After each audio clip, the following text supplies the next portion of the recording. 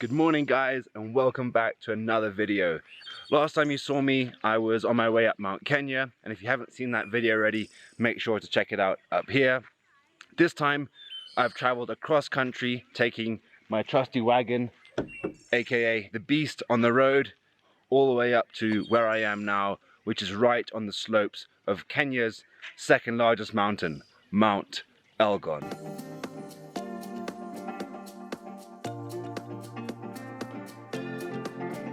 Last night I stayed with my good friend Tom, and we've got Silas at the back there, and so they'll both be joining me today as we make this journey up the mountain. So it's about 7 o'clock now, the sun is well and truly up. We're going to jump in the car and make our way to the base where we'll be starting the hike shortly. The upper slopes of this extinct volcano support a cover of lush montane forest that gives way to moorland at higher altitudes. All of this area is protected within the Mount Elgon National Park, which is one of the country's least developed wildlife sanctuaries. We just had our first sighting of Koitaboss Peak in the distance over there, just clearing through the clouds.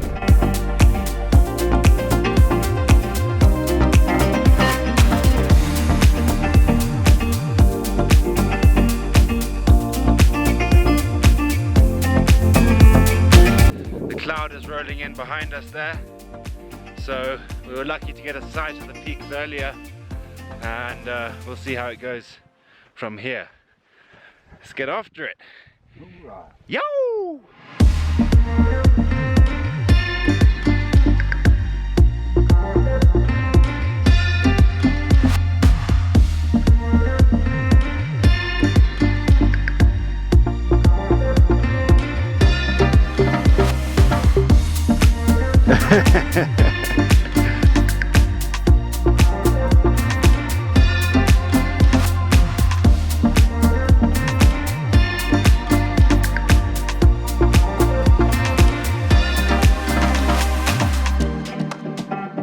So we're about halfway now, taking a little break, and the peak is up there, shrouded in some clouds. Let's keep going. Currently passing through this massive sinensis forest, which are these big leafy plants with a bushy undercarriage, and it's really reminding me of Mount Kenya because you also get these plants all up there, but I don't remember walking through such a big forest like this. It's pretty awesome.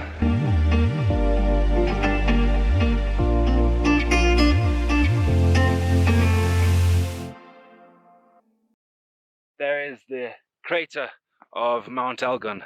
So we're not actually going to go to the crater, we're going up to the peak, which is in front of me, but it's pretty incredible seeing how massive that crater is and imagining the destruction that this volcano would have had when it was still active. This is where the steep climbing really gets started.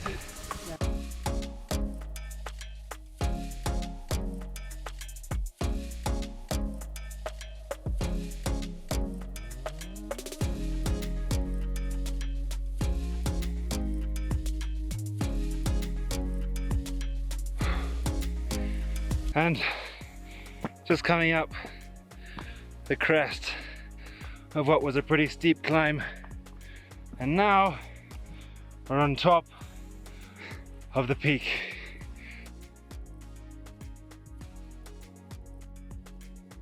So that's the peak behind us, and as you can see, we've got a wonderful view. That was the Koitaboss Peak, 4,222 meters above sea level. After enjoying the wonderful view, lol, we're gonna head back down now.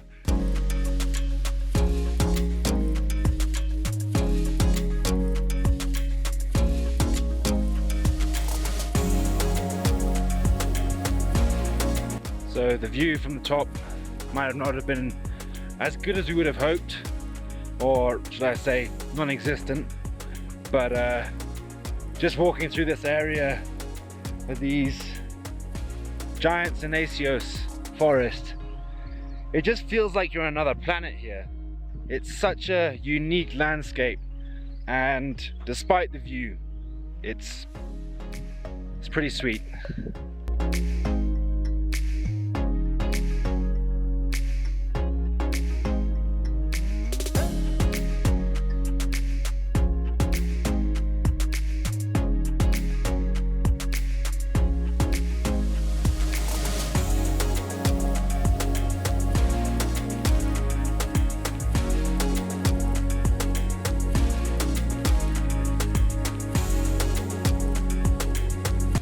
We made it back down, pretty good time as we expected.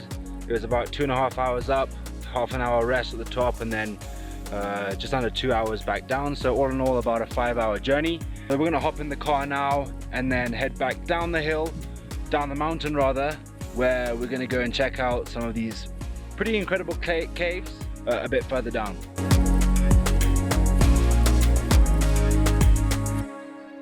Right, so we've just arrived at the parking for the caves. We drove all the way back down from the peak. It's quite a long drive, but pretty stunning scenery and lots of animals. We saw a lot of monkeys, a lot of Koitaboss, a lot of the blue monkey, which is also quite rare. And now we're off for our final stop before heading back home.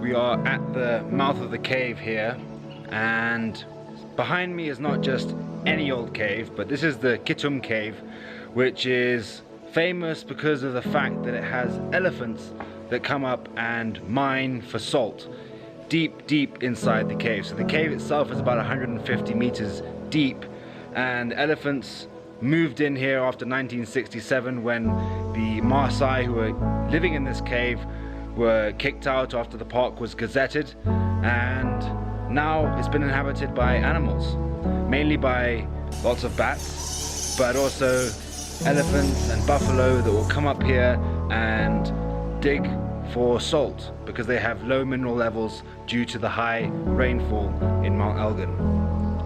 Hashtag facts. But in all seriousness, this cave is really awesome. This is actually the only cave in the whole world that elephants will get into. And unbelievably, they come in through this tiny little entrance here, and then we'll go all the way to the back of the cave at night where they'll be mining for minerals. And you can actually see their tusk marks in the stone where they've been mining. So yeah, this place is pretty cool. Right, the cave visit is done, the mountain climbing is done. It's been an awesome day.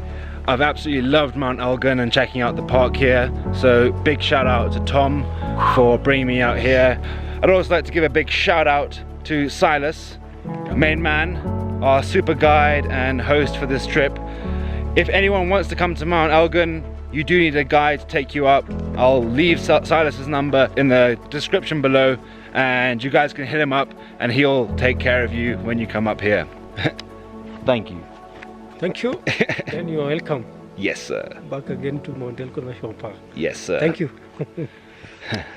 Okay, we are back at the gate where we started this morning, and it's been a wild but wonderful 12 hours on Mount Elgon Park. We had an awesome time climbing up and coming back down, some beautiful scenery, and then lastly checking out those caves was really awesome. So I can't rate this place more highly. I think it's a really fantastic park that's very underrated, and if you haven't been here before, please do make sure to come and check it out because it'll be well worth the time. But as always, thank you so much for tuning in and for checking out these videos. If you do enjoy this content, make sure to like and subscribe, and keep an eye out for the videos that will be coming very soon.